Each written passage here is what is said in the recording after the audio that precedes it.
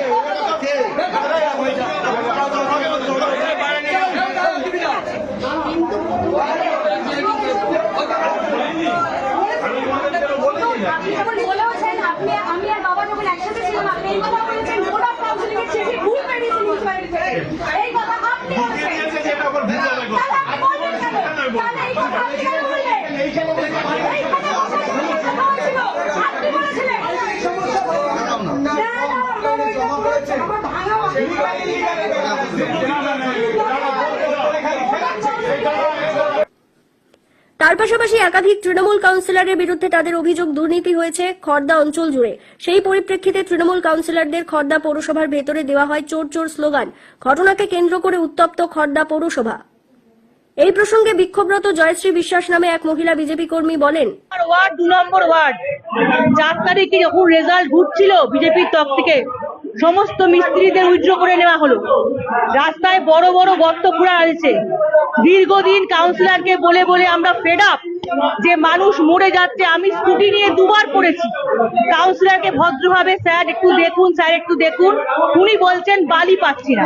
এটা জানুয়ারি মাসে ওয়ার্ড করা, জুন মাস, উনি 5-6 মাসেও উনি এটা করে উঠতে পারেননি। তার প্রধান এবং প্রথম কারণ হচ্ছে কাটমানি। কন্ট্রাক্টর বলছে আমার কাছে টাকা নেই। মানে কাউন্সিলর থেকে শুরু প্রতিটি ওয়ার্ড, এটা 2 নম্বর ওয়ার্ড বলে না, যতগুলো ওয়ার্ড আছে প্রত্যেকটা ওয়ার্ড এই ঘটনা ঘটেছে, প্রত্যেকটা ওয়ার্ড এই চুরি হয়েছে এবং তার দায়ভার চেয়ারম্যান এবং কাউন্সিলর বোথ দুজনে মিলেই খেয়েছে।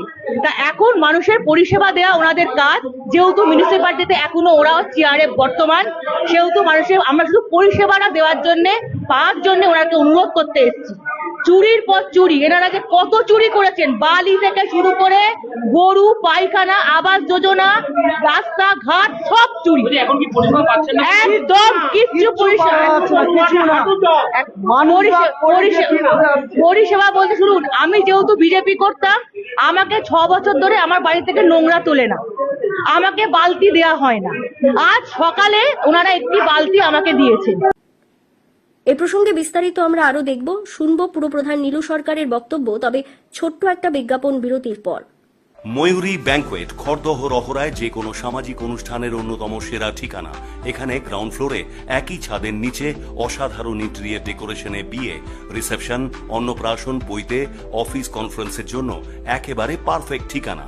রয়েছে গাড়ি পার্কিং এবং কাস্টমাইজড রেটের সুবিধা। আমাদের ঠিকানা ময়ূরী ব্যাংকোয়েট, শান্তিনগর রোড, সিমেন্ট পোলের কাছে।